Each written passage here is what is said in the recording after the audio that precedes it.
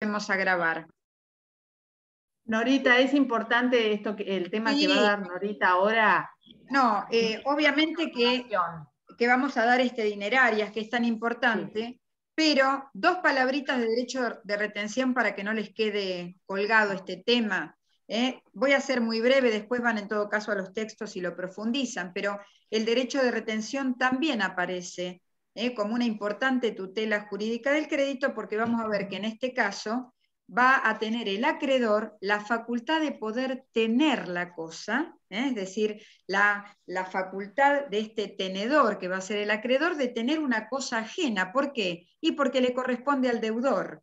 Pero este derecho de retención que aparece también como una manera de tutelar jurídicamente el crédito, se va a presentar cuando el deudor no le ha pagado el crédito y consecuentemente sobre esa misma cosa puede ejercer este acreedor la retención hasta tanto el deudor le haga un efectivo pago. Así que el derecho de retención también aparece como este derecho, esta facultad del acreedor de poder retener esa cosa en razón de ese crédito. Es decir, fíjense que es importante, no puede retener cualquier cosa el acreedor para garantizar su crédito, sino que tiene que haber una conexidad, ¿no es cierto?, entre la cosa que retiene y el crédito.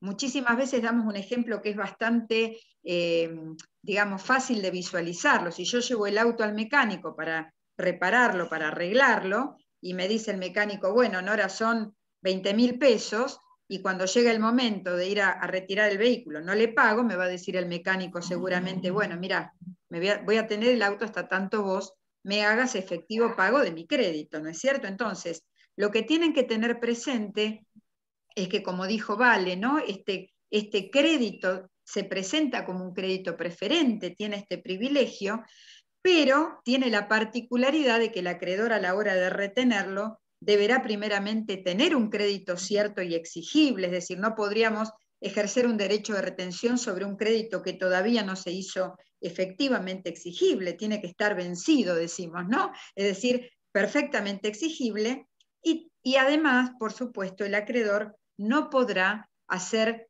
uso de esa cosa, es decir, puede retenerlo, puede detentar la tenencia de la cosa, pero no puede aprovecharlo, no lo puede usar, porque esto configuraría también un abuso en ese derecho de retención. Así que también debe provenir de esa tenencia lícita dada en razón del mismo crédito y, por supuesto, no hacer un uso indebido, abusivo de esa cosa. Así que en este sentido también es importante tener en cuenta el derecho de retención, que lo tenemos seguido a los privilegios.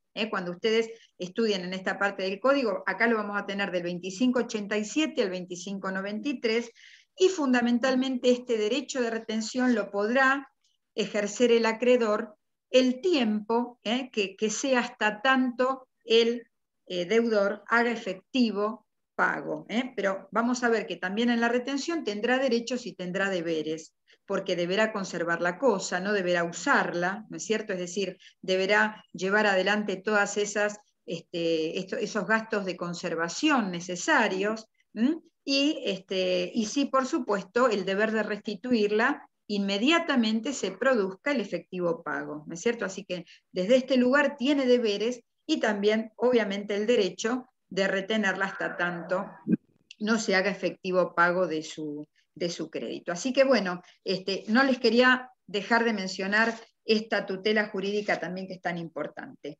Y bueno, y con Valeria vamos a tratar de darle las obligaciones dinerarias, una bolilla muy importante, ciertamente, donde lo que tenemos, yo lo que traté de hacer con los alumnos de mi comisión es tratar de ver de manera conjunta cómo evolucionó el tratamiento de las obligaciones pecuniarias o dinerarias, tomando, digamos, tres momentos muy diferentes. Por un lado, ver el tratamiento que le da Vélez a las obligaciones dinerarias, que obviamente nos ubicamos desde 1871 en adelante, ¿no es cierto? Es decir, desde que Vélez dicta el código, el tratamiento que le va a dar Vélez desde el viejo artículo 617 y siguientes, donde nos va a decir que una obligación dineraria o pecuniaria es aquella obligación en la que nos obligamos nosotros genéticamente, es decir, desde el origen de la obligación, entregar una suma de dinero, ¿no es cierto? Una suma de dinero, entendida el dinero, ¿no es cierto?, como esa moneda nacional que tiene curso legal y forzoso, ¿no es cierto? El tratamiento que le va a dar Vélez en el artículo 617 en adelante, vamos a ver que tiene una regulación que se va a modificar en un momento histórico muy importante, que fue en el año 1991, donde va a aparecer una ley muy importante, la tenemos que conocer, la 23928, donde ahí vamos a ver que se produce una modificación al respecto en materia de obligaciones dinerarias, hasta el 2015, donde vamos a ver la actual regulación de nuestro Código Civil y Comercial actual. Bueno, obviamente, ¿qué nos decía Vélez? Vélez nos decía que las obligaciones pecuniarias eran aquellas en las que debíamos entregar dinero. Por supuesto que da para mucho hablar de esto, la evolución del dinero. Tenemos que tener en cuenta que el dinero obviamente es una creación cultural del hombre.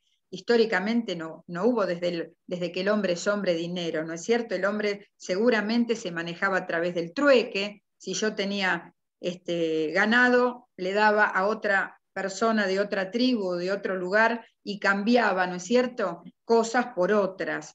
El dinero va a aparecer con la evolución del hombre, con la evolución de la sociedad. Entonces, bueno, esto tiene que ver cuando ustedes estudian las distintas corrientes, ¿no? El metalismo, por supuesto que primero va a aparecer la moneda metálica, porque valía por el propio metal en el que estaba acuñada, entonces valía por el oro, valía por el bronce, valía por el cobre. Cuando va de la mano de la evolución del hombre, va a aparecer entonces ya la moneda papel y el papel moneda, que son dos conceptos que tienen que ver, uno de ellos, la moneda papel, tiene que ver con esta posibilidad de que el dinero tenga convertible, es decir, tenga respaldo, ¿no es cierto? En general era obviamente el respaldo en oro. Y el papel moneda, que es lo que hoy habitualmente vemos que es el circulante, ese billete que nosotros habitualmente manejamos y que tiene, reconocemos, ¿no es cierto?, una utilidad fundamental. El dinero, ¿por qué es tan importante en nuestra materia? Por supuesto que tiene una función económica, porque el dinero nos permite adquirir bienes y servicios. Con el dinero compramos, ¿no es cierto?, adquirimos cosas. Pero en nuestra materia, chicos, el dinero tiene esa capacidad de ser esa herramienta tan fundamental para poder extinguir obligaciones. El dinero nos va a servir a nosotros para pagar, ¿sí? Sin más que eso, ¿no es cierto? El dinero nos sirve como un medio extintivo de las obligaciones. Y algo más fundamental, que yo le agregaría esa tercera función, que es esta finalidad que tiene de ser realmente un medio absolutamente subsidiario. ¿Por qué? ¿Por qué lo llamaría? Porque ¿se acuerdan cuando en la bolilla 1, 2, por ahí estudiábamos la prestación y decíamos, bueno, ¿qué le pasa a la prestación que tiene un objeto? Tiene una valoración pecuniaria. ¿Se acuerdan cuando decíamos esto? Bueno, yo si tengo que dar trigo, tengo que dar un jarrón, tengo que dar un animal, y no lo cumplo y no lo puedo todavía pagar in natura la obligación, siempre nos queda, ¿no es cierto?, la posibilidad de darle al acreedor la indemnización de los daños y perjuicios por mi incumplimiento. Siempre existe la posibilidad entonces de que con el dinero, ese denominador común que es el dinero, poder, ¿no es cierto?, darle un valor a esa prestación, sea lo que haya sido. Entonces, muchas veces las obligaciones nacen siendo pecuniarias. ¿Por qué? Porque me obligué a dar dinero. Ahí estamos hablando de obligaciones pecuniarias, netas, es una obligación pecuniaria o dineraria. Pero en cambio, muchas veces las obligaciones no son pecuniarias, desde el origen las llamamos obligaciones de valor. ¿Qué significa una obligación de valor? Genéticamente, la prestación tenía otro objeto prestacional. ¿Pero qué pasó? Porque no cumplió, porque se tornó imposible, porque desapareció, porque ya no se puede cumplir in natura. Entonces nos queda la posibilidad luego de terminar dando dinero, ¿se comprende? Pero esa obligación, que originariamente era una obligación de valor porque tenía otro objeto prestacional, igualmente termina mutándose en una obligación en la que entrego una suma de dinero. Por eso el dinero también es tan importante porque tiene esta función subsidiaria de poder traspolar a dinero la prestación que fuere. El dinero, como tal, entonces yo les contaba, tiene, por supuesto, es una cosa, claramente, en cuanto a su esencia, a su naturaleza, es una cosa. Y si bien, chicos, al dinero lo podemos ver, es tangible porque lo veo, sí o no, es real, es material, la realidad es que sea una cosa material no es lo importante. Lo importante es que el dinero goza no solo de tratarse de una cosa material, sino una cosa ideal. Lo más importante del dinero es su valor ideal. ¿Por qué? Porque lo que importa no es ese billetito color salmón que todos vemos y que dice 1000. Lo que importa es lo que representa ese papel, que son 1000 pesos y lo que nosotros podemos hacer con ese billete, con ese dinero. Así que van a encontrar muchas definiciones acerca del dinero. Una de ellas es que es un valor normativo de abstracción y que tiene, por supuesto, la finalidad, específicamente en nuestra materia, de servir como un medio de pago y extinguir las obligaciones. Así que lo más importante es su naturaleza ideal, la naturaleza ideal. Y esto de la naturaleza ideal también les diría que tiene que ver con la teoría nominalista. Cuando ustedes estudiaron las distintas teorías y decíamos, bueno, la teoría metalista que sostenía, y bueno, que el dinero valía por realmente el metal en el que estaba acuñada esa moneda. Obviamente esto es propio de la antigüedad, de la Edad Media, ¿no es cierto? Pero el nominalismo, la teoría nominalista, que muchos por supuesto la ubican históricamente en Francia, en el siglo XVII, Enrique IV, ¿qué se le va a ocurrir decir a Enrique IV? No, a ver, el dinero vale por lo que yo, que soy el rey, digo que vale. ¿Qué es eso? El origen del nominalismo. El nominalismo sostiene que el dinero vale por el valor que la norma jurídica establece que va a valer. Se lo da el Estado al valor del dinero, que por supuesto en nuestro sistema republicano de gobierno, todos nosotros sabemos que tenemos un sistema tripartito, ¿no? Con 3 poderes, en nuestro Estado de Derecho, como en la mayoría, quien detenta la facultad de regular respecto del dinero es el poder legislativo, ¿no es cierto? El Congreso de la Nación. Entonces, ¿qué significa la corriente nominalista? ¿Qué va a sostener la tesis nominalista? Que el valor del dinero, que por supuesto es absolutamente ideal porque lo que importa es lo que representa en sí, se lo va a dar la ley. Jurídicamente es la norma la que va a establecer el valor que va a tener ese dinero. Que en épocas, por supuesto, en estados fuertes y en estados donde hay una estabilidad económica absoluta, obviamente que el Estado, la tesis nominalista, obviamente va a decir, bueno, el deudor debe 100, termina pagando 100, ¿sí o no? Hay una absoluta conexidad en el nominalismo puro donde un peso es un peso, un euro es un euro, lo que fuere, ¿no es cierto? Pero ¿qué ocurre?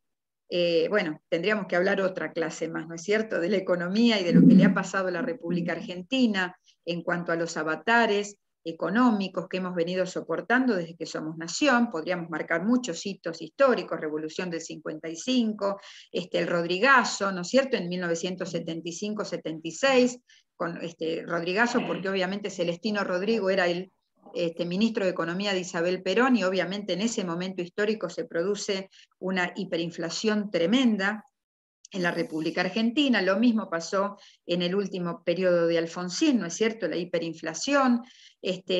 Por eso marcamos ese 1991, donde vamos a ver que se deroga el austral y aparece este peso argentino que hoy todavía rige, ¿no es cierto?, esa nomenclatura del peso nuestro. Y decíamos entonces que, ¿qué ocurre? Que muchas veces donde se producen alteraciones extrínsecas de la moneda, ¿qué lo provocan? Y cuestiones sociales, cuestiones políticas, cuestiones también obviamente positivas, ¿no?, de regulación normativa, hace que muchas veces el dinero sufra alteraciones. Entonces, ¿esto qué genera? Genera que en contratos, en actos jurídicos donde las partes se vinculan y son de cumplimiento a larga duración, ¿qué ocurra? Y bueno, que frente a las alteraciones de la moneda, las partes tengan que encontrar salidas, mecanismos para poder restablecer esas prestaciones que se van alterando, que se tratan de, obviamente, obligaciones de entregar sumas dinerarias, pero que a raíz de la alteración del dinero se ven afectadas las partes, fundamentalmente el acreedor a la hora de querer resguardar, ¿no es cierto?, frente a esas modificaciones. Entonces, en estos tiempos aparece también o cobra entidad la tesis o la teoría valorista, que va a poner el acento en realidad en que más allá del valor intrínseco que tiene el dinero, dado por este principio nominalista, donde la norma va a establecer qué valor tiene el dinero, bueno, también importa lo que yo puedo adquirir con él. Entonces, la tesis valorista va a veces, de bruces decimos, no se enfrenta con el nominalismo porque el valorismo en realidad va a darle preferencia en determinados momentos, a qué es lo que puedo realmente adquirir con ese dinero, más allá del valor en sí que representa.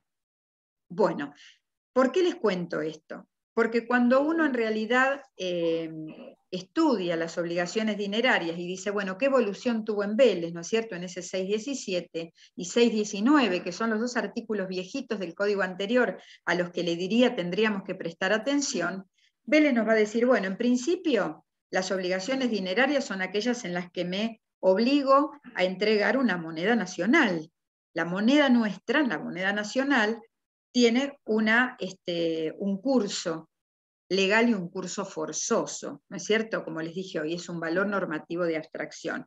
Tiene un curso legal, ustedes en algunos textos van a encontrar que la acepción del curso legal, algunos lo vinculan realmente a la posibilidad de convertibilidad de la moneda, en el sentido de tener ese respaldo, ¿no es cierto? Los estados fuertes, posiblemente todo ese circulante tenga un respaldo en oro, respaldo en divisas, en títulos, etc. Pero, por supuesto, Compagnucci nos explica también claramente que el curso legal se vincula, por supuesto, con esto que estamos diciendo, que es la norma, la que es la encargada de darle ese valor al dinero. Pero además es forzoso, tiene un curso forzoso porque ninguno de nosotros nos podemos rehusar a utilizar la moneda nacional, el peso argentino. Ni el acreedor se puede rehusar a recibirlo, ni el deudor tampoco se podría haber impedido de pagar con él, ¿no es cierto? Por eso también es forzosa su circulación, su uso y su aceptación como medio extintivo de las obligaciones. Ahora, yo les conté, tuvimos alteraciones en nuestra moneda, un tema muy interesante.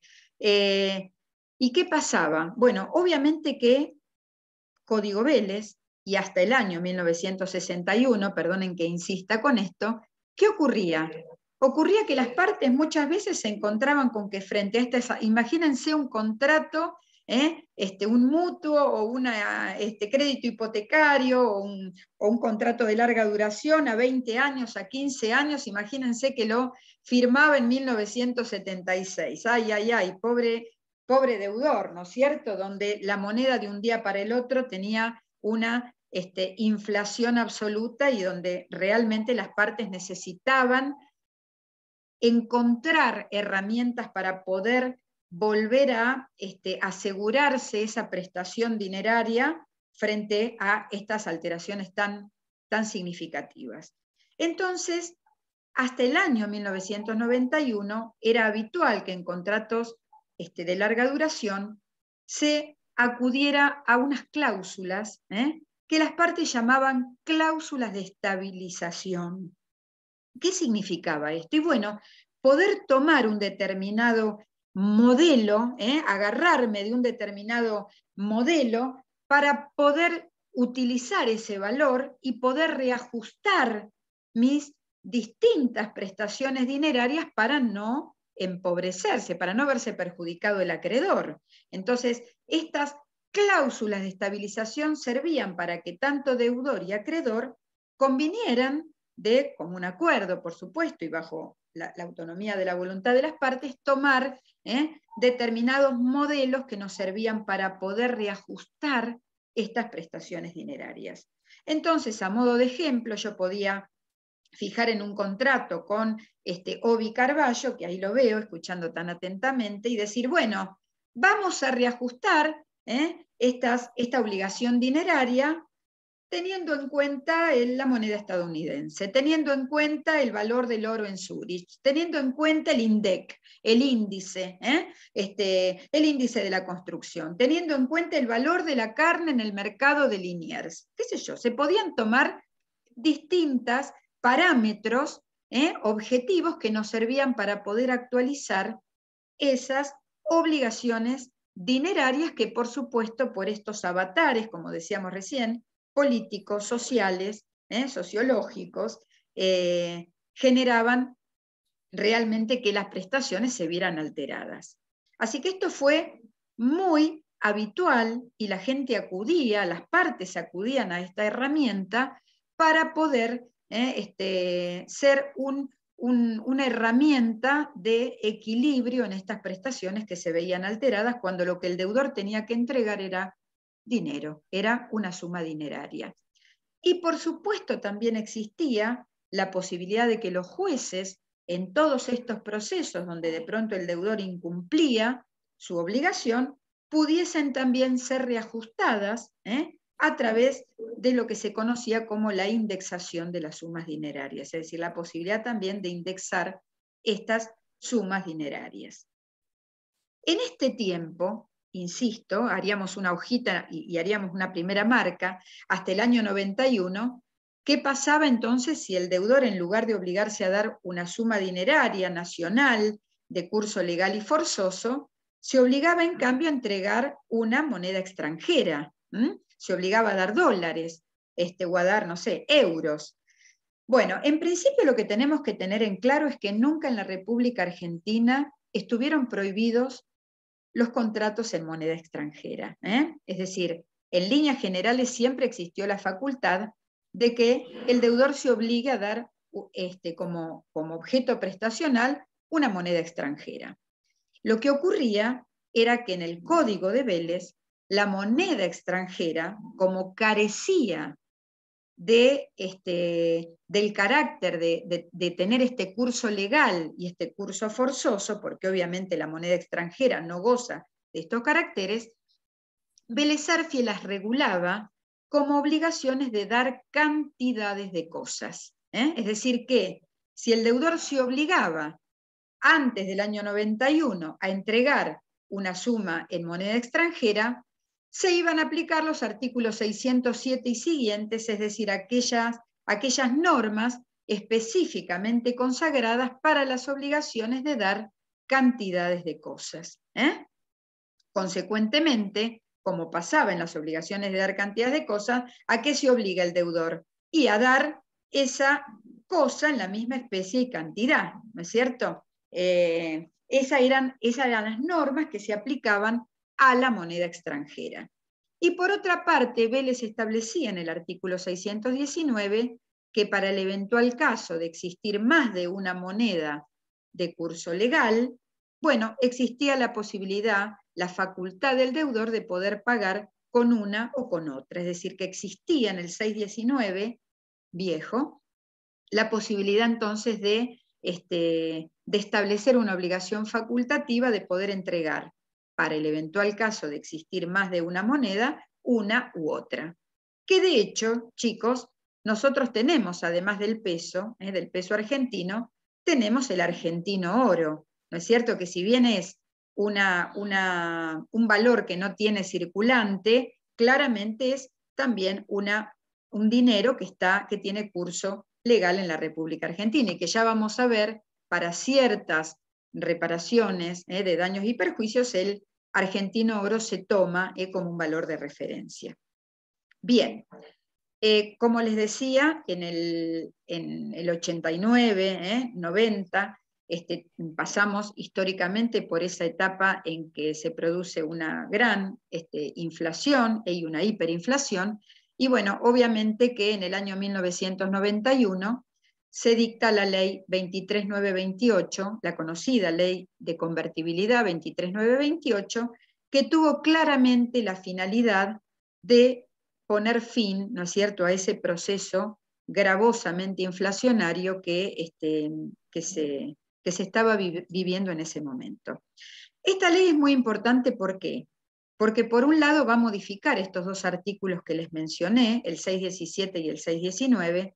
El artículo 617 lo va a modificar porque, en principio, la moneda estadounidense, el dólar, va a tener una convertibilidad con el peso. Entonces, por un lado, lo que va a establecer la ley 23.928 es justamente esta conversión de un peso a un dólar, pero consecuentemente la moneda, la obligación de entregar moneda estadounidense, dólar, va a ser considerada, la moneda extranjera va a ser considerada como obligaciones de dar sumas de dinero. Es decir, que lo primero que vamos a ver que modifica esta ley al Código Civil argentino va a ser que la moneda extranjera va a pasar a ser considerada una obligación de dar suma de dinero. Entonces, en este sentido, sí le va a caber la regulación normativa del artículo 617 en adelante. Y otra cuestión muy importante que va a marcar la ley 23.928 va a ser que, por supuesto, para aferrarnos a este principio nominalista, mucho más aún, y para hacer todavía más fuerte el principio nominalista, es prohibir desde ese momento el uso de estas cláusulas de estabilización que mencionábamos recién. Es decir, que no va a ser posible acudir a estas cláusulas de estabilización, como tampoco a la indexación de las sumas dinerarias. Entonces, por un lado, vamos a ver que las obligaciones en moneda extranjera pasan a estar reguladas dentro de las obligaciones pecuniarias y se prohíbe el uso de cláusulas de estabilización y de la posibilidad de reajustar las sumas dinerarias. En consecuencia, bueno, este deudor que debía, ¿no es cierto?, 100 pesos genuinamente, terminaba pagando 100 pesos. Es decir, que había un principio nominalista a ultranza que va a refrendar la ley de convertibilidad. Por otra parte, bueno, obviamente que esta ley, ustedes todos estarán al tanto, lo habrán visto en cada una de las clases con los profesores, tiene vigencia hasta diciembre del 2001, del 2001, en enero del 2002, donde se produce parcialmente la derogación de la ley 23.928 por la ley de emergencia económica, 25.561, que lo que va a hacer esta ley es derogar la convertibilidad del peso con la moneda extranjera, dólar, pero sí claramente va a mantener en la ley de emergencia económica la imposibilidad de acudir a cláusulas de estabilización, como así también a la posibilidad de indexar sumas dinerarias. Así que en ese sentido, estos presupuestos continúan vigentes al día de hoy, pero la moneda extranjera seguía siendo considerada como obligaciones pecuniarias, Y este régimen se mantuvo hasta el 2015, cuando se dicta el Código Civil y Comercial de la Nación. Me gustaría ahora contarles un poquito cuál es la actual regulación que tienen las obligaciones de dar sumas de dinero. Nosotros le vamos a prestar especial atención al 765 y al 766. El 765 nos dice, obviamente, que la obligación de dar suma de dinero es aquella que desde la constitución de la obligación el deudor está compelido a dar dinero, ¿no es cierto? Pero miren, también nos dice que si por ese acto que se ha constituido la obligación, lo que se estipuló fue dar moneda que no sea de curso legal, es decir, moneda extranjera, la obligación será considerada como de dar cantidades de cosas. Así que fíjense que el legislador del 2015 vuelve a darle el tratamiento que le había dado Vélez originariamente en el Código Civil de la Nación. Es decir, acá claramente los doctrinarios entienden que hay una cierta crítica respecto a la redacción del 765, porque claramente ustedes habrán visto que las obligaciones de dar cantidades de cosas hoy no tienen una regulación específica en el Código Civil y Comercial, y decimos que estarían subsumidas dentro de las obligaciones de género. Así que esta es una primera crítica que tuvo la redacción del 765 en atención a que está remitiendo a un instituto, como es las obligaciones de dar cantidades de cosas, que hoy por hoy no tiene una regulación específica. Pero, digamos, lo que más genera este debate es la última parte del artículo, cuando nos dice que para el caso de que el deudor esté obligado a dar una moneda que no tenga curso legal en la República Argentina, se va a poder liberar dando el equivalente en moneda de curso legal. Pero si esta parte del artículo también la vinculamos con el 766, que nos dice que el deudor debe entregar la cantidad correspondiente de la especie designada, bueno, acá nos enfrentamos con, creo yo, no se vale si vos lo compartís, con, digamos, la cuestión más interesante que enfrenta estos dos artículos, que de la lectura pareciera que podrían ser contradictorios, o en definitiva están generando, ¿no es cierto?, al menos una interpretación un poco complicada, en el sentido de que en una primera parte, infine, del 765, me dice que si el deudor se obliga a dar moneda que no tiene curso legal en la Argentina, lo puede hacer, pero será considerada una obligación de dar cantidad de cosas, pero tiene la opción de poder dar al momento del cumplimiento la moneda de curso legal. Bueno, pareciera ser que para una parte de la doctrina estaría como estableciendo el legislador una especie de obligación facultativa, porque le da un derecho de opción al deudor de que al momento del efectivo cumplimiento no pactó en peso argentino, pactó en dólares, pero si lo desea, le da al deudor y solo al deudor la opción de poder dar moneda de curso legal. Obviamente, teniendo en cuenta el valor que tiene la moneda extranjera a la que se obligó al momento del efectivo pago, ¿no es cierto? Es decir, que si me obligué en euros o me obligué en dólares, al momento del pago pareciera ser que el deudor tiene el derecho de optar en dar la moneda de curso legal, es decir, el peso argentino, tomando el valor en su equivalente a lo que la moneda extranjera tiene en ese momento del efectivo pago, ¿no es cierto?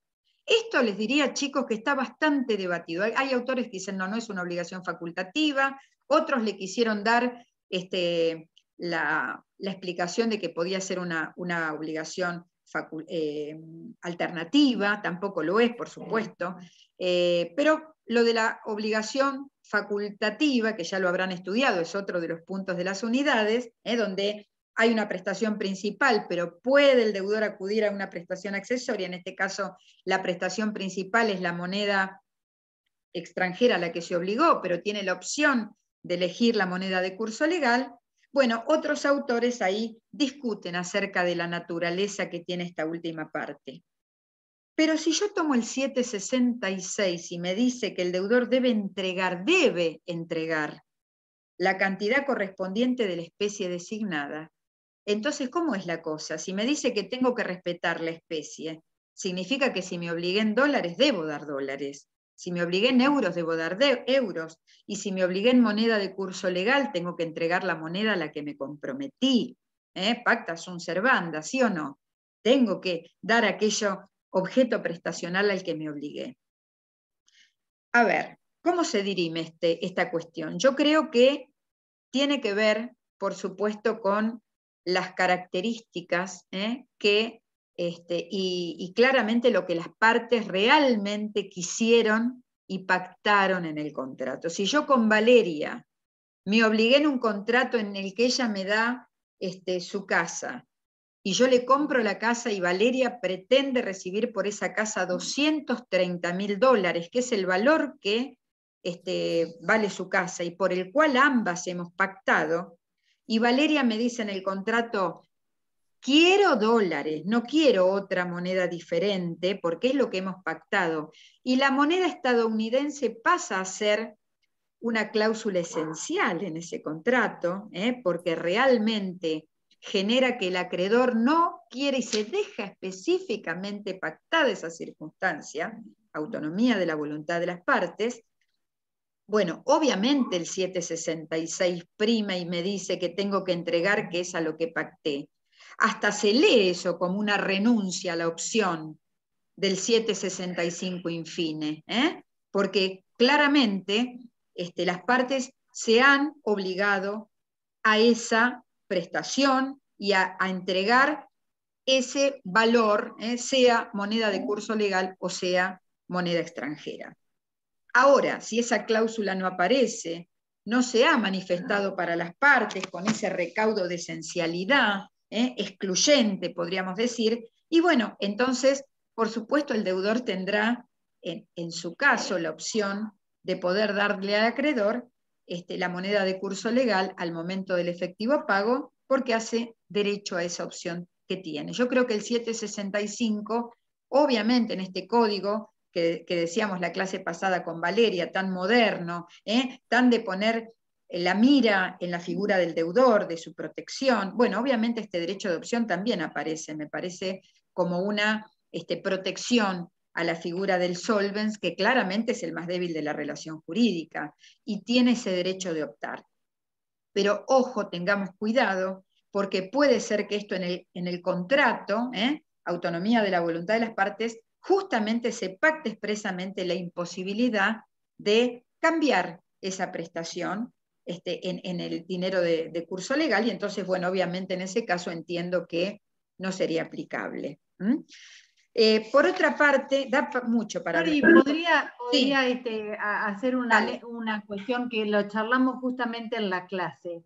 Dentro de las distintas interpretaciones que hay, también hay una visión sobre el carácter imperativo o dispositivo, según las opciones, las distintas vertientes del 765. Y esto tiene que ver con lo que dicen ahorita recién, porque si entendiéramos que es una norma imperativa de orden público, ¿qué posibilidad habría de que las partes cambien el sentido del 765 y la facultad del deudor deje de existir, de cambiar por pesos? Entonces acá hay bastante agua bajo el puente, porque digo, si entendemos que es una norma de orden público, entonces siempre habría de respetarse la opción del deudor a desobligarse con pesos.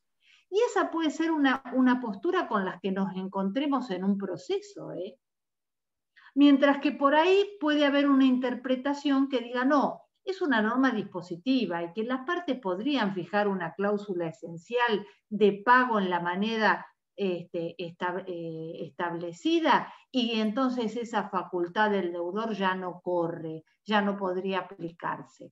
Con lo cual este es un tema que, como no está claro en la norma y quedó, como dice Norma, como dice Nora, en una contradicción subyacente, da lugar también a que la interpretación judicial pueda ser variable, ¿no es cierto?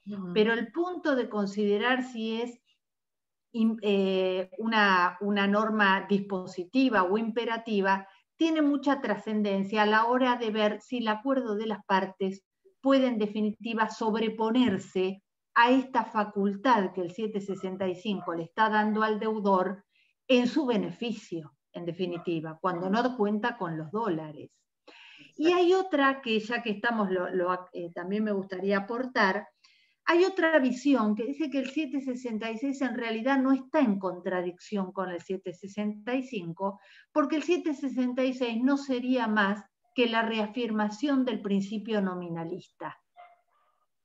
Que si lo que está expresado en la moneda es más allá del valor que tiene. Entonces, por eso digo, este toque que en definitiva, cuando se aprobó el Código Civil y Comercial de la Nación, le dio el Poder Ejecutivo a un proyecto original donde esta opción del deudor a desobligarse en pesos no estaba prevista, que tenía una coherencia que nadie hubiera discutido, dio lugar a estas interpretaciones. O cuando uno enmienda algo y, por ejemplo, habla de que la moneda extranjera se debe interpretar como obligación de dar cantidades de cosas y esa clasificación se quitó del código que la traía Vélez y el nuevo no la tiene, bueno, cada vez que uno cambia una norma y no todo el sistema, se producen estos quiebres. Pero esto, como yo le digo a Nora, si a ustedes les toca una pregunta en el parcial, en donde tienen que hablar de una cláusula esencial, o la posibilidad de desobligarse en pesos, o mantener la obligación en dólares, bueno, en la medida en que ustedes den su fundamento razonable, esto va a ser atendido. Porque no les vamos a exigir a ustedes que puedan dar una visión certera de esto, que no la da la doctrina ni la da la jurisprudencia. Pero sí lo que vamos a poder ver es hasta qué punto ustedes tienen fundamento para la respuesta que dan. Entonces, ahí es donde apuntamos en este tema. Cuando hay temas dudosos, bueno, el fundamento que ustedes den a la respuesta es lo que vale a la hora del parcial. Esto para dejarlos tranquilos, de decir, bueno, si acá la doctrina discute, ¿yo qué voy a hacer con esto? Bueno, demostrar que han estudiado y que le pueden dar un fundamento. Ese es el, para que se queden tranquilos de que una respuesta u otra, en la medida que tenga un fundamento razonable, puede ser tenida. Si además está debatido. Claro, y aparte, como yo le digo a los chicos, claro, si vamos por la tercera jornada nacional de Derecho Civil, hablando de obligaciones dinerarias, no se logra un consenso, no se los vamos a pedir a ustedes. Es más, ahí en YouTube está las jornadas que dio el doctor Compagnucci en el Colegio de Abogados, creo que era, que está cargado en YouTube, así que si lo buscan lo van a encontrar, que habla, obviamente creo que se llama A 5 años, las obligaciones de dar moneda extranjera a 5 años de la implementación del código.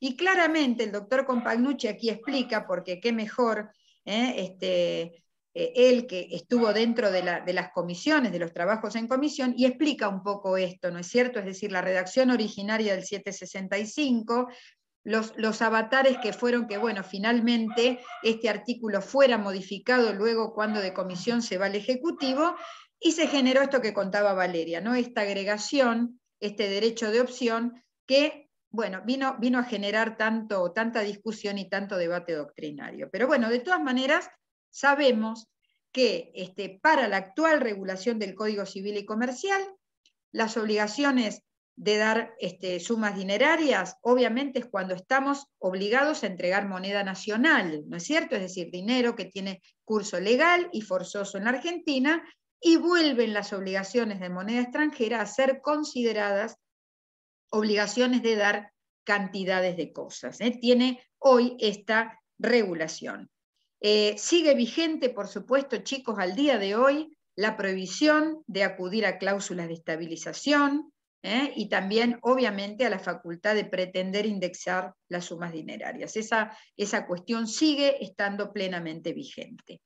Bueno, otro aspecto, no me quiero apurar, perdonen que se los dé rápido, pero no los quiero tampoco demorar tanto. Bueno, es el tema de los intereses, como dijo hoy Valeria, ¿no? ¿Qué entendemos por interés? Bueno, claramente que el interés es aquel precio o aquella remuneración que todos nosotros debemos pagar cuando estamos usando un capital ajeno, ¿sí? Cuando yo estoy gozando de un dinero que no es propio, me lo prestó el banco, me lo prestó un determinado acreedor, bueno, claramente tengo que pagar ese precio o esa retribución extra por usar y gozar de ese capital ajeno. Así que como tal, se darán cuenta que también el interés aparece, obviamente, como una prestación accesoria porque va de la mano, ¿no es cierto?, de ese crédito que es el capital, el préstamo, el crédito principal, ¿no es cierto?, la obligación principal. Los intereses entonces tienen el carácter de ser fluctuantes, de ser accesorios, siempre son dinerarios, nunca podríamos pactar intereses sobre cosas ciertas, no, el interés siempre es dinero y tiene esta característica de que pueden ser fluctuantes porque pueden estar en determinados periodos, en otros no. Es decir, también dependerá de la autonomía o de la fuente que genere estos intereses. Por eso lo que voy a decir rapidito es que los intereses según la fuente, es decir, causa-fuente, ya saben lo que es, bolilla 2 o 3, según lo que lo genera el interés, obviamente podrán ser convencionales, si derivan de la autonomía de voluntad de las partes, podrán ser legales porque es la propia ley la que establece la posibilidad de fijar intereses, los créditos alimentarios, por ejemplo, lo dice la ley, la cuenta corriente mercantil, bueno, en fin, la propia norma establece la posibilidad de que se fijen intereses, o por supuesto el juez, es decir, los intereses judiciales cuando es dentro de un proceso, siendo el magistrado el que va a determinar la fijación del interés.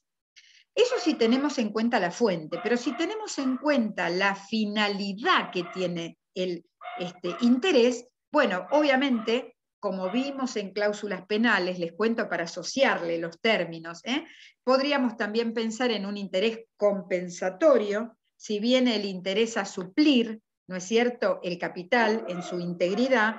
Los más comunes, que son los intereses moratorios, lo vimos la clase pasada, que es el interés que genera la mora del deudor, o bien el interés punitorio, que es aquel interés que genera la cláusula penal, es decir, cuando las partes pactan una cláusula penal, obviamente el incumplimiento de la cláusula penal puede traer aparejada la fijación de los intereses. A ver, también esto lo quiero charlarlo con Valeria para hacer esta conversación con ustedes que sea más amena, ¿no? El tema del millón. Obviamente que los intereses, profe, ¿los puedo acumular? ¿Son acumulables? Es decir, ¿yo puedo acumular un interés compensatorio más uno moratorio? ¿O un interés más uno punitorio porque tenía cláusula penal? Bueno, obviamente que sí, que son acumulables. ¿Por qué van a ser acumulables? Porque tienen distintas finalidades. Esos intereses se motivaron en una finalidad distinta. Ahora, el tema, chicos, es la tasa. Acá el tema es cuando todo eso se acumula, o cuando las partes fijan intereses y realmente el interés que se está fijando al deudor es un interés leonino, es un interés absolutamente abusivo, es un interés donde el acreedor está ejerciendo un ejercicio abusivo del derecho. Nosotros ya hemos estudiado que la ley no va a amparar un ejercicio abusivo. Entonces, cuando uno habla de que esto es acumulable y de que tiene que ver con la posibilidad de que se acumulen, bueno, vamos a tener que tener en miras el 771, ¿sí o no? Porque tampoco pueden ser confiscatorios los intereses, tampoco podemos, esto tiene que ver mucho de la historia de la usura. Yo, como les contaba a los chicos de mi comisión, si uno estudia la figura de la usura desde el derecho canónico para acá, está condenado, ¿no es cierto? La figura del usurero en la sociedad es esa figura repudiable, ¿no es cierto? Les insisto, leamos El Mercader de Venecia, esta obra de Shakespeare tan hermosa, que más allá de ver la garantía de la obligación con el propio cuerpo, la libra de la carne, aparece la figura del prestamista, que es realmente usurario. Entonces, acá viene el tema. Los intereses convencionales, toda la jurisprudencia dice que son admisibles hasta lo razonable, ¿sí o no? Bueno, ahora, ¿cuánto es lo razonable? Yo creo que acá pasa el gran debate, la cuestión. Hoy estamos todos nosotros, si nos endeudamos en préstamos, y hay préstamos con intereses altísimos, ¿sí? Hoy hablamos de hasta 50% de interés, por ciento de interés. Bueno, obviamente que los intereses a nivel de jurisprudencia, por supuesto, los intereses que fijan los tribunales ordinarios tienen que ver con tasas, en algunos casos en Cava, en Nación, se habla de una tasa activa en el derecho nacional y ordinario, que la tasa activa es mucho más alta que la tasa que manejamos en Provincia de Buenos Aires. En Provincia de Buenos Aires, los tribunales ordinarios manejan una tasa pasiva, la alta, pero tasa pasiva al fin, que hoy está en el 11%, Valeria me corregirá que tiene esto mucho más afiladito que yo, que ejerce la profesión, obviamente la tasa pasiva está en un 11%, y la tasa activa está un poco más elevada, creo que ronda el 20 y pico por ciento, 29, algo así. Obviamente no los intereses convencionales, que son mucho más elevados, claramente. Así que bueno, si ustedes me preguntan, y profe, ¿cuánto es lo razonable? No les podría dar un porcentaje, sinceramente, porque los porcentajes también tienen que ver con los momentos históricos, con los procesos inflacionarios, así que esto va mucho de la mano de la alteración de la moneda, ¿sí? Y por otra parte, tengan en cuenta que los intereses también se pueden generar intereses. Fíjense qué cosa tan especial, ¿no? El interés, a su vez, puede generar interés. Este instituto se llama anatocismo, y el anatocismo claramente es la posibilidad de que los intereses se puedan capitalizar. ¿Qué significa esto? Que si a mí el capital me generó interés y el deudor no paga, chicos, no cumple, esos intereses se capitalizan, van al capital y vuelve nuevamente ese capital más engrosado a generar nuevamente intereses. Por eso cuando uno habla de anatocismo está hablando del interés compuesto, o el interés del interés, o de la capitalización del interés. ¿Por qué? Porque esos intereses se fueron a hacer capital y nuevamente generan intereses. ¿Qué le pasó al anatocismo en el sistema normativo argentino? Vélez lo condenó.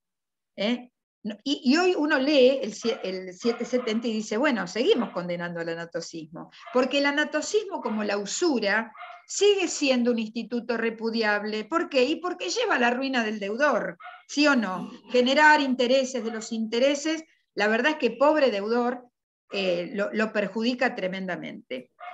Y si bien siempre fue condenado el anatocismo, tenemos que en el viejo 623 de Vélez no se permitía el anatocismo, pero acuerdo de voluntades sobre, obviamente, intereses ya devengados, no a futuro, porque obviamente sí estaba prohibido el interés anticipado, por decirlo, pero lo contemplaba Vélez en esta excepción del 623. Cuando vino la 23.928, este artículo 623 también fue modificado por la ley de convertibilidad, que le llamamos así vulgarmente la ley de convertibilidad. También modificó el Instituto del Anatocismo, estableciendo la posibilidad de fijar intereses compuestos de manera anticipada. Por eso claramente el 623, por la reforma del 91, viene a permitir una mayor aceptación. ¿Por qué? Y porque por acuerdo de partes se podía fijar el anatocismo de manera anticipada, con más obviamente otras figuras como era la liquidación judicial, y obviamente ni que hablar cuando el deudor estaba en mora. ¿Sí? Y en el 2015, ¿qué me dice el artículo del anatocismo? Un artículo muy importante que se pregunta mucho, así que lo vamos a tratar de repasar en el 770. Les diría a modo de síntesis que el 770 vuelve a decir que no se van a deber intereses de los intereses, es decir, principio general, cuando les preguntamos, en principio, ¿está admitido el anatocismo? Y no. El principio general es que está atacado el instituto. No se deben intereses de los intereses, salvo 4 excepciones. Es decir, que solamente tenemos anatocismo en 4 casos muy puntuales que el legislador del 2015 sí admite. Y entonces, obviamente, el acuerdo de partes, cuando las partes convencionalmente fijan la posibilidad de generar intereses compuestos, pero ¿en qué casos? Como era antes, que era de manera absolutamente anticipada y sin límite alguno, no. Acá el legislador nos va a decir que el anatocismo es posible en tanto y en cuanto tenga ese negocio jurídico que vincula a las partes una periodicidad superior a los 6 meses. Es decir, está pensado para aquellos contratos en que el interés compuesto se pueda generar en los contratos periódicos, pero superiores a los 6 meses. También, por supuesto, cuando yo ya judicialicé el conflicto. Si yo ya demandé a mi deudor y le hago un juicio de cobro de pesos, de ejecutivo, el que fuere, obviamente, a partir del momento en que se le notifica la demanda al deudor, a partir de ese momento pueden los intereses generar intereses.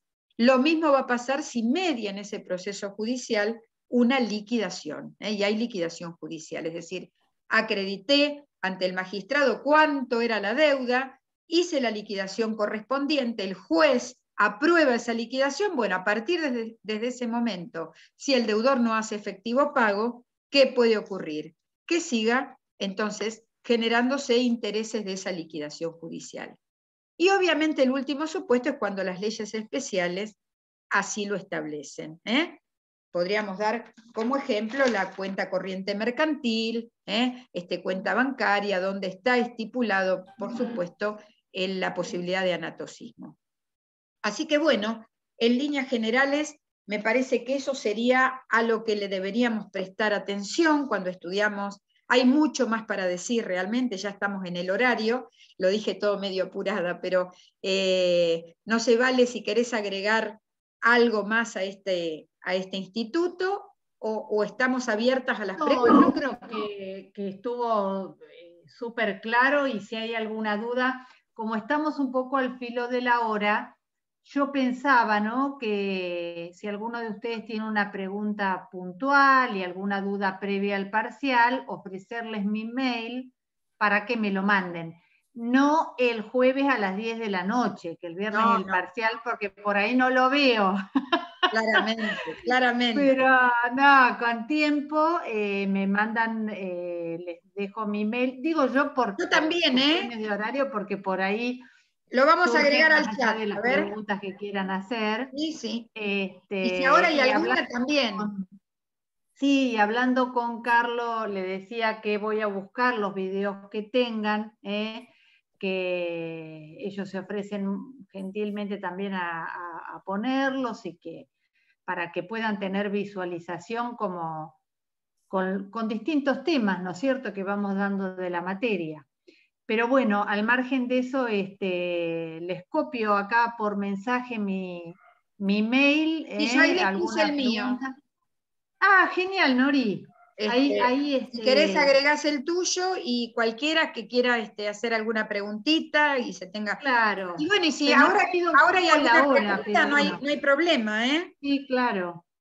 Yo quisiera hacer una pregunta. Sí, a ver, Valen. En realidad es más bien un ejemplo del inciso A del artículo 770, que habla de la cláusula expresa. O sea, no se me viene ningún ejemplo a la cabeza. Claro, pero la cláusula expresa es porque las partes libremente están fijando, vos y yo hacemos un contrato y fijamos la posibilidad de que en caso obviamente de que el deudor no cumple, porque obviamente el anatocismo es el interés del interés, ¿no es cierto? No se olviden del concepto. Entonces, obviamente vos vas a tener que pagar un interés, pero si ese interés no es cancelado, imagínate la tarjeta de crédito. A ver, ahí tenemos un muy buen ejemplo. Me llegó de tarjeta de crédito 100.000 pesos. No voy a pagar los 100.000, pagué 30. ¿Qué le pasa a esos 70.000 que quedaron impagos? Yo tengo 70.000 de capital. Al mes siguiente, esos 70.000 generaron intereses. Esos intereses se van a ir al capital porque yo no la pagué a la tarjeta. Entonces, al mes siguiente, en lugar de deber 70.000, voy a deber 78.000 de capital, que si no los pago y sigo pagando menos de lo que debo, bueno, obviamente pagué 20, me quedaron 58. Esos 58 generan interés. Ese interés se va al capital y así sucesivamente. Es decir, el interés se genera en la tarjeta de crédito, contrato de tarjeta de crédito, tenés un hermoso ejemplo de anatocismo.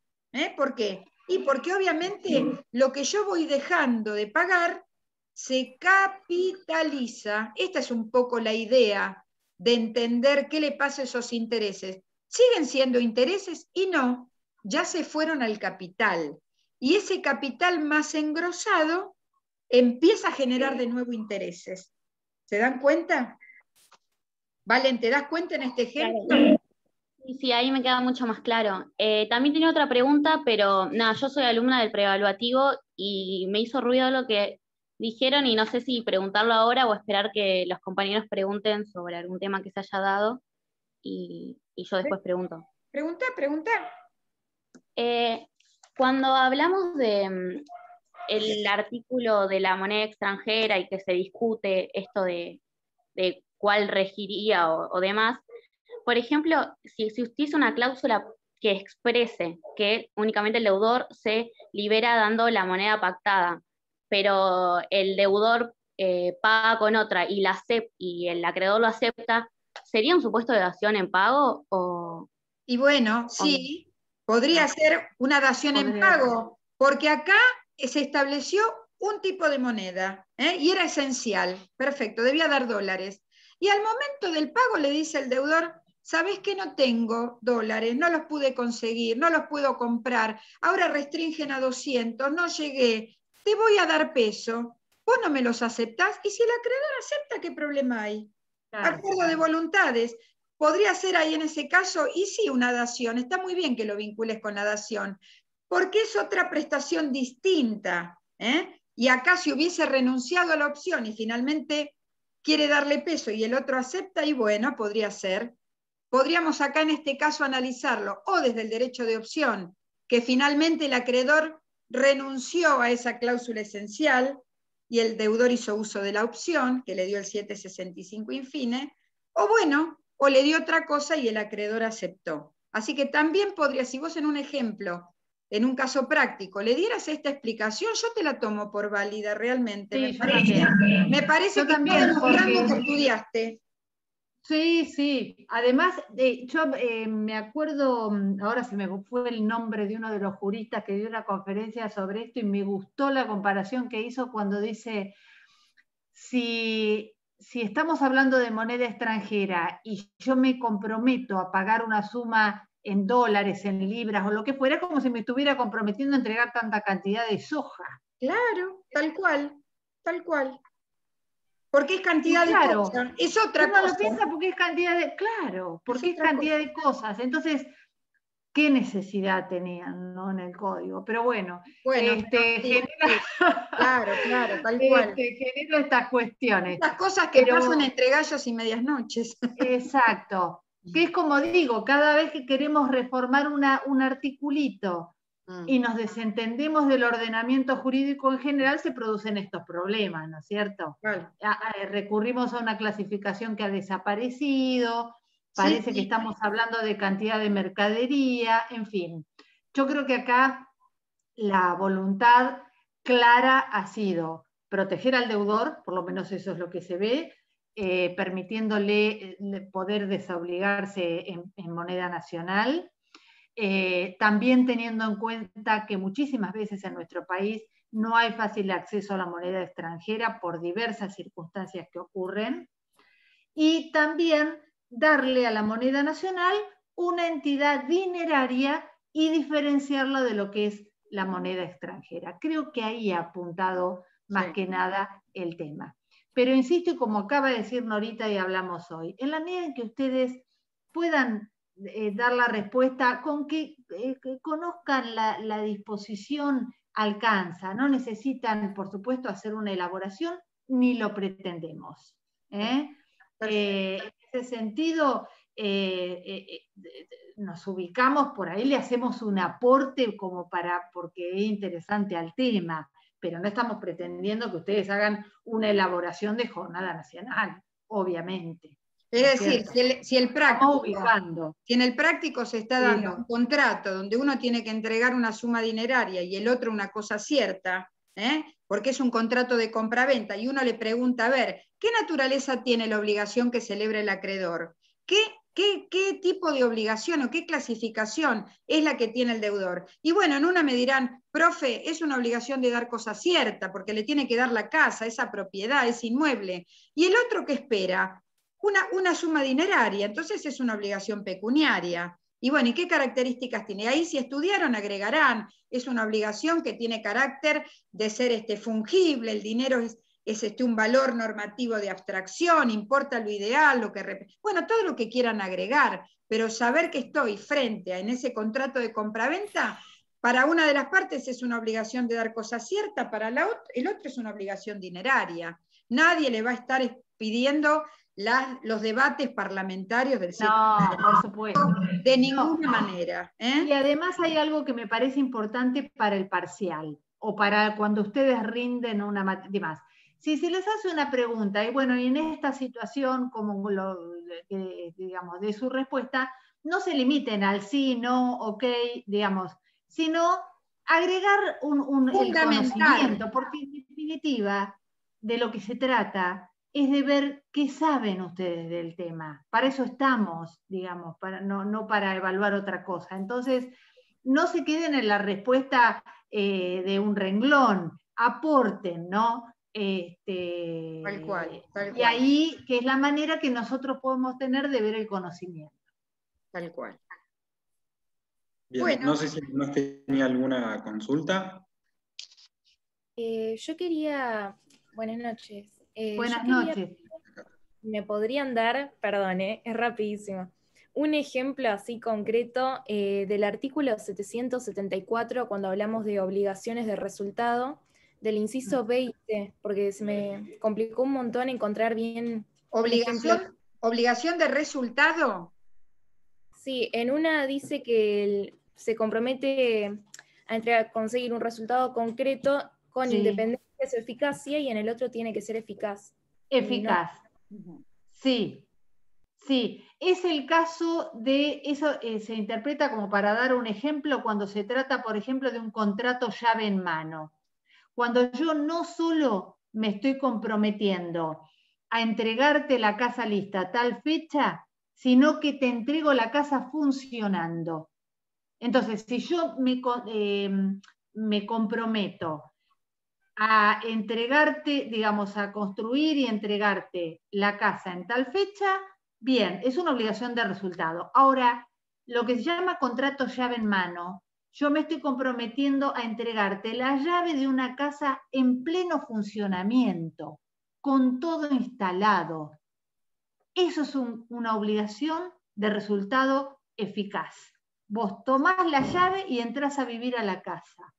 Entonces, es un plus. Por eso se ha hecho esta diferenciación, ¿no es cierto?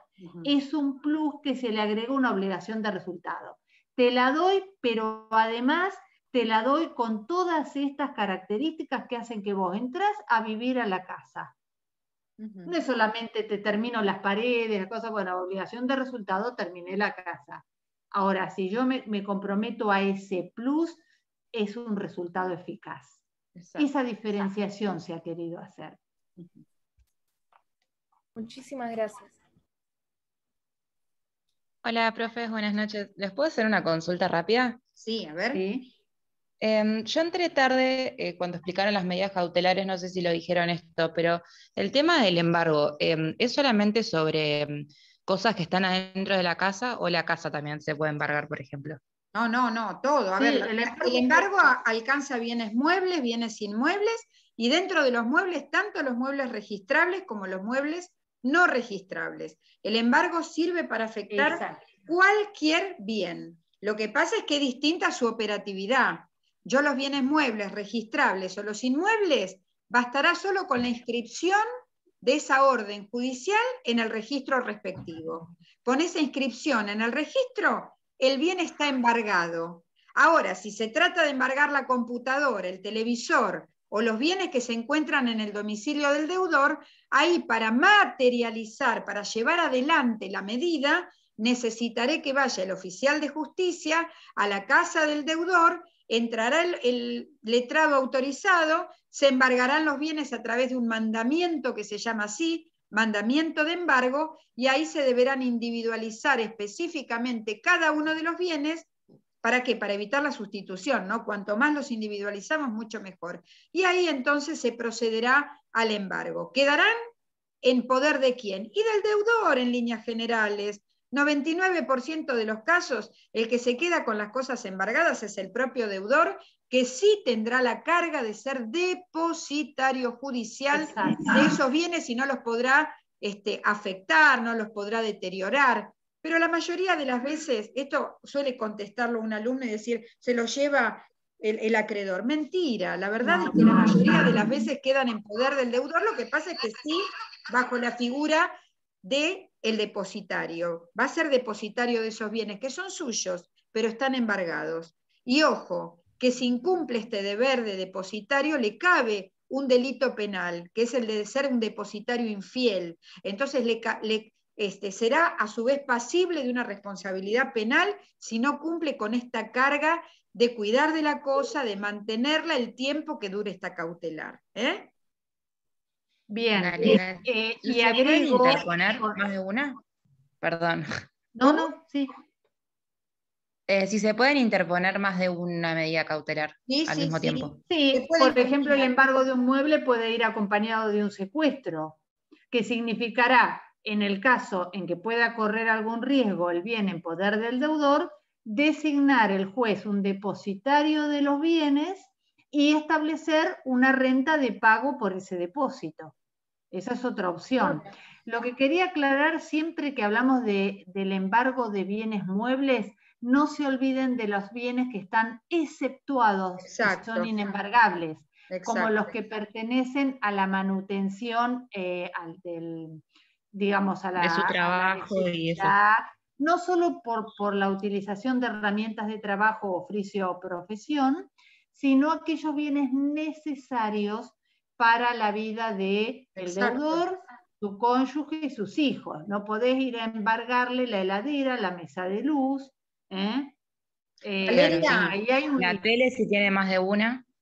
Bueno, a ver, esto quería decir, y también en la medida del crédito, porque uno en el mandamiento, el embargo es hasta cubrir la suma de, no sé, 10.000 pesos, con más 10.000 presupuestados para intereses y cosas. Yo más de 20.000 no puedo embargar. Si yo llego al domicilio con el oficial de justicia y entré a la casa y estoy embargando un televisor de 75 pulgadas, ya está cubriendo el monto del crédito, porque si no también existiría un abuso a la hora de llevar a cabo la medida. Entonces también, si hay 2 televisores, pregunta la compañera, bueno, obviamente, uno será para el uso del deudor y su familia, embargar el otro. No alcanza, tomaré una computadora, otros bienes susceptibles de afectación, pero no más de aquello que el mandamiento está ordenando.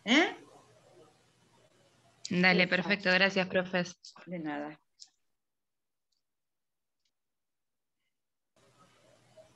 Bueno, ya los desmayamos con esta clase. Bueno, a ver, vamos a parar la...